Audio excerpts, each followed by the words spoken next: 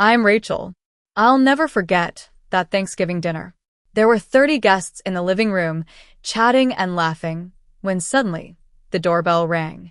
My mom frowned, annoyed at the interruption. She handed her napkin to my dad and walked to the front door.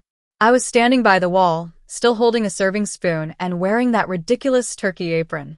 The door opened, and two people in dark suits stood on the porch. The woman in front held up a badge. Mrs. Thompson, I'm Special Agent Lisa Carter, FBI. This is Agent Miller. May we come in? The living room went dead silent. Everyone turned towards the foyer, their eyes wide with shock. FBI. My mom's voice cracked. There must be some mistake. No mistake. Lisa stepped inside, her eyes scanning the room until they landed on my sister, Lily. We're looking for Lily Thompson. The color drained from Lily's face. She stood frozen in her red dress, a champagne glass still in her hand. What is this about? My dad stepped forward, trying to sound authoritative. Lily Thompson, you're under arrest for securities fraud and wire fraud in connection with Lunatech Solutions. You have the right to remain silent. Anything you say can and will be used against you in a court of law. Agent Miller moved towards Lily with handcuffs. The room erupted in gasps and whispers. Someone dropped a wine glass. Through all the chaos, Lisa's eyes found mine across the room. She gave me the smallest nod, not of conspiracy, just recognition. I stood very still, watching as my family's carefully constructed world began to crumble. Lily let out a scream, a raw, primal sound I'd never heard from her before. No. You can't do this. I haven't done anything wrong. Ma'am, please calm down, Agent Miller said, trying to restrain her. This was Dad's idea. Lily shrieked. The room went absolutely still. My dad's face turned ashen. Daddy told me to do it. Lily sobbed, mascara streaming down her face. He said if we faked the investor reports, we could get more funding. He said no one would ever check. He helped me write the fake financials. Lily, my dad's voice was barely a whisper. Stop talking. You promised you'd protect me. Lily lunged towards him, the handcuffs clinking. You said it was just creative accounting. You said everyone does it. My mom grabbed the back of a chair, swaying. Richard, what is she saying? Patricia, I can explain, my dad stammered. You knew. My mom's voice rose to a shriek. You knew and you didn't tell me? It wasn't supposed to, my dad tried to say, but my mom collapsed. 3 people rushed to catch her. Mrs. Henderson screamed for water, and Uncle Tom pulled out his phone to call 911. In the chaos, Lisa continued reading Lily her rights, her voice steady and professional against the backdrop of our family's implosion. I didn't move. I watched my dad try to revive my mom. I watched my sister being led towards the door, still screaming accusations. I watched 30 people witness the destruction of everything my parents had built their identities around. And I felt nothing. No satisfaction, no vindication, just a hollow emptiness where anger used to be. This wasn't victory. This was watching a house fire from the lawn, knowing I'd tried to warn them about the faulty wiring, knowing they'd called me crazy for smelling the smoke. Let me take you back to the beginning. I grew up in a family where my sister, Lily, was the star. She was beautiful, charismatic, and had a way of making everyone around her revolve. Meanwhile, I was the quiet one, the bookworm who spent hours in corners, reading and studying. I got straight A's in school, but everyone was always more interested in Lily's latest acting auditions. I remember my high school graduation like it was yesterday. I'd worked my butt off for 4 years to be the valedictorian. I'd stayed up past midnight, turned down parties, and pushed myself until my eyes burned. When they called my name to give the speech, I looked out at the crowd. My parents' seats were empty. They arrived 20 minutes late, sliding into the back row just as I finished. My mom's excuse? Lily had a call back for a commercial. We couldn't just leave her there alone. Lily was 21 and had a driver's license, for goodness sake. You understand, right, honey? My mom said afterward, straightening my graduation cap. You're so independent. You don't need us cheering for you. Lily is different. She's sensitive. I nodded and forced a smile. I told myself that being independent was a compliment. It took me years to realize that independent was just the word my parents used for the daughter they didn't prioritize. Fast forward to my adulthood. I'd built a successful career as a forensic accountant at a top-tier financial firm in New York. I had a six-figure salary, and I'd worked on high-profile cases with the SEC, helping to uncover fraud schemes that made the headlines. But at Sunday dinners, none of that seemed to matter. "Rachel, still doing the number thing?" my dad would say, cutting into his steak. "I'm a forensic accountant, Dad. I analyze financial statements, detect fraud, and work with federal investigators." I'd explain. Right. He'd wave his fork dismissively. "Lots of typing." Lily would laugh from across the table. At 32, she was between jobs again, calling it consulting, which really meant she was unemployed but with a fancier term. My parents, though, looked at her like she was the next big thing. "Lily's exploring some incredible opportunities," my mom would announce, refilling Lily's wine glass. "She has such vision. Not everyone can see the big picture like she does." "Rachel's good at the small picture," my dad would add. "Details, that's valuable, too. Someone has to do the behind-the-scenes work." I'd set my fork down. I testified in a federal fraud case last month. The defendant is facing 15 years. There'd be a moment of silence, and then my mom would say, "That's nice, honey, but it's still working for someone else, isn't it? Lily's going to build something of her own someday. She has the entrepreneurial spirit." I'd look at Lily, and she'd smile at me with that expression that was neither sympathy nor triumph. She'd always been good at that. 6 months after one of those Sunday dinners, I got a call from my mom. "Family meeting tomorrow night. Lily has something important to share. Be there at 7. Dress nicely." I almost asked why dressing nicely mattered for a family dinner, but I knew better. Questions only prolonged these conversations. The next night, I walked into my parents' house to find the dining room transformed. Lily had set up a projector and a laptop. A screen displayed her company logo, Luna Tech Solutions, in sleek silver letters. Sit. My mom ushered me to a chair. "This is so exciting." My dad was already seated, practically vibrating with anticipation. I'd never seen him this engaged in anything I'd ever done. Lily launched into her pitch.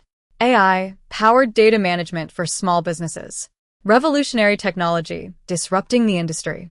She used every buzzword in the startup playbook. I listened and watched the slides, and my stomach sank. "Our projected first-year revenue is $2 million, Lily announced proudly. $2 million with no existing client base, no proven product, and no technical co-founder.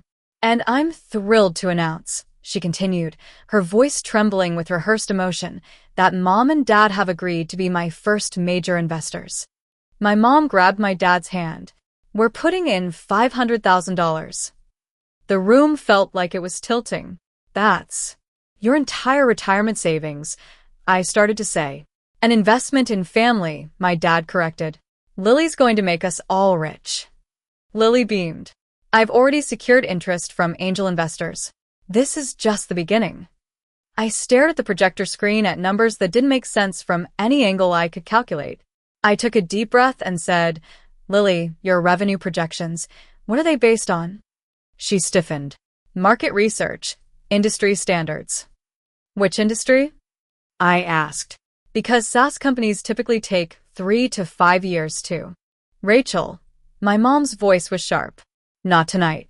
I'm just asking questions," I said. "Dad, you're putting in $500,000. Don't you want to see the client acquisition model, the burn rate? Who are these angel investors?" Lily's smile didn't waver, but her eyes went cold. "You wouldn't understand, Rachel. This is startup culture. It's not like your little accounting job." "My little accounting job involves analyzing exactly these kinds of things," I said. "Enough." My dad stood up. "Rachel, this is your sister's moment. We didn't invite you here to interrogate her." "I'm not interrogating. I'm asking basic due diligence questions that any investor would," I said. "We're not any investors. We're family," my mom said, her hand finding Lily's shoulder. "We believe in her. Why can't you?" The question hung in the air like an accusation. I looked around the table at my father's defensive posture, at my mother's protective grip on Lily, and at my sister's barely concealed smirk.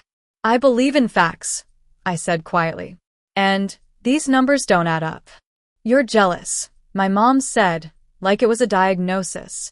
You've always been jealous of Lily. She has something you don't. Vision, charisma, the courage to dream big. And instead of supporting her, you're trying to tear her down. Lily dabbed at her eyes with a napkin. I just wanted us to celebrate together as a family. My dad put his arm around her. We're celebrating. Rachel, apologize to your sister. I stood up from the table. I hope I'm wrong. I really do. That night, I couldn't sleep. I sat at my kitchen table until 3 a.m. Writing an email to my parents. I detailed everything. The unrealistic revenue projections, the vague references to angel investors with no names attached, the missing operational budget, and the fact that Lily had no technical background and hadn't mentioned a single developer on her team. I attached articles about startup failure rates and included a spreadsheet showing what responsible early-stage funding actually looked like.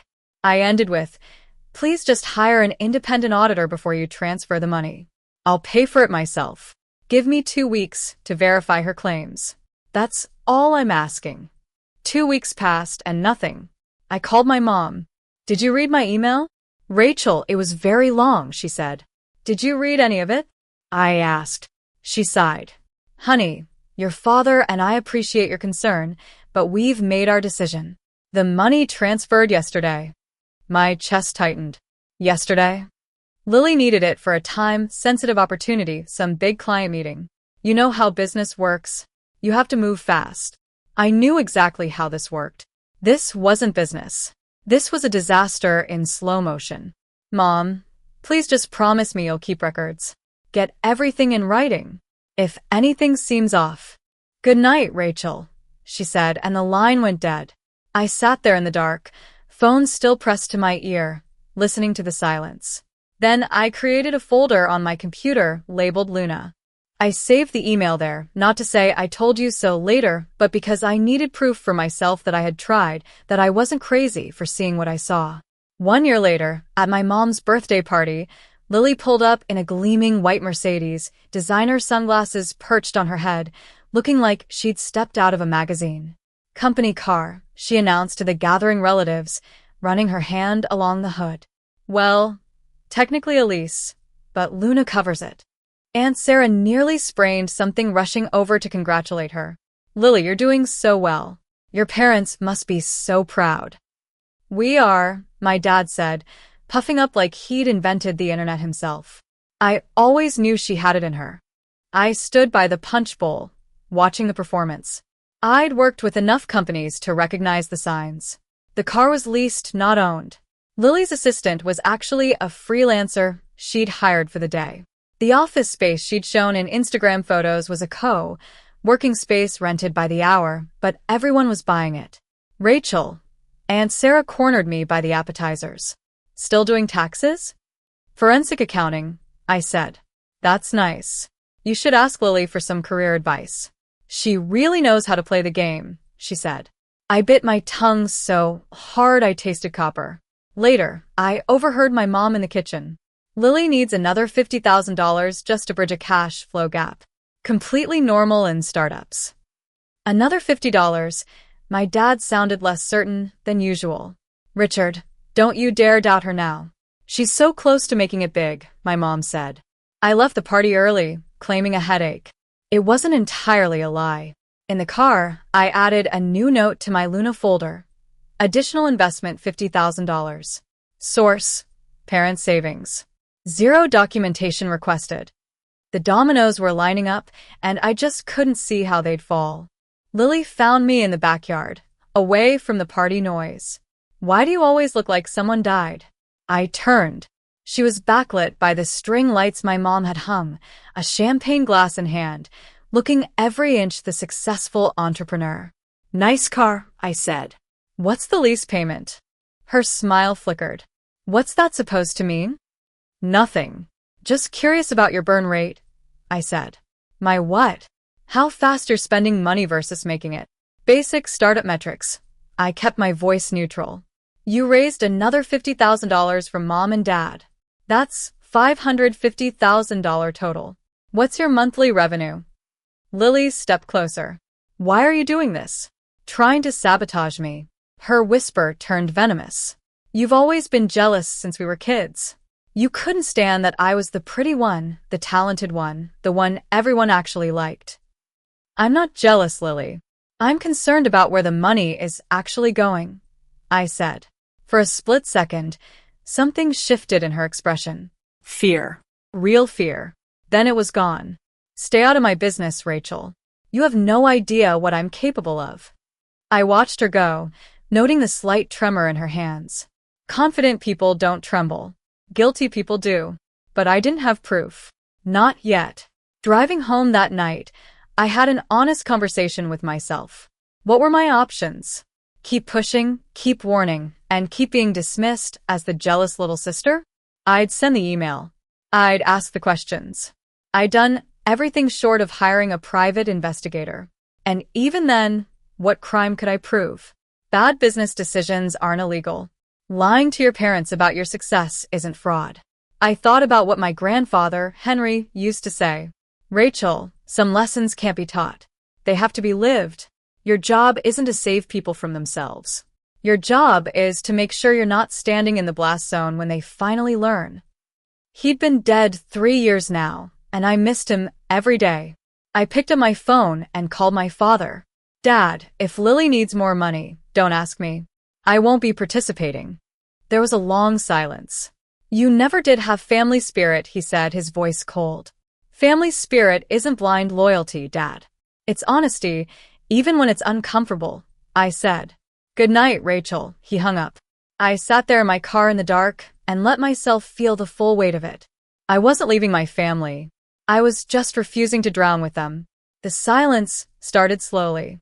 I wasn't invited to Sunday dinners. Mom's tired. My dad texted. We're keeping it small. But Lily's Instagram showed the whole family gathered around the dining table. Then the group text stopped including me. I'd see photos of family outings on Facebook, beach trips, restaurant dinners, a weekend at some fancy resort, all featuring everyone except me. 3 months in, I received my first communication from my mother in weeks. A Venmo request for $4,780. The memo said, Instant Pot I bought. You can pay me back whenever. No, how are you? No, we miss you. Just a payment request for a kitchen appliance. I sent the money without comment. The worst part wasn't being excluded. It was the erasure. My mother posted a photo captioned, My beautiful family with Lily front and center, my mom and dad beaming beside her. I was nowhere, not mentioned, not missed. I found out about the resort trip from Aunt Sarah. She called to ask why I hadn't come. I wasn't invited, I said. Oh, there was a long pause. Lily said you were too busy with work. Did she? I said. Honey, you know how families are. Everyone gets busy. I'm sure it wasn't intentional, she said. But it was intentional. Every family gathering I missed. Every photo I wasn't in. Every conversation that happened without me. Lily was rewriting history, and my parents were helping her do it. I stopped checking their social media. I stopped waiting for calls that never came. I focused on my work, my apartment, and my small circle of actual friends who actually showed up. And I told myself I was fine. Mostly, I believed it. But late at night, sometimes I wondered, how do you mourn a family that's still alive, but has already buried you? 2 years after the investment I got.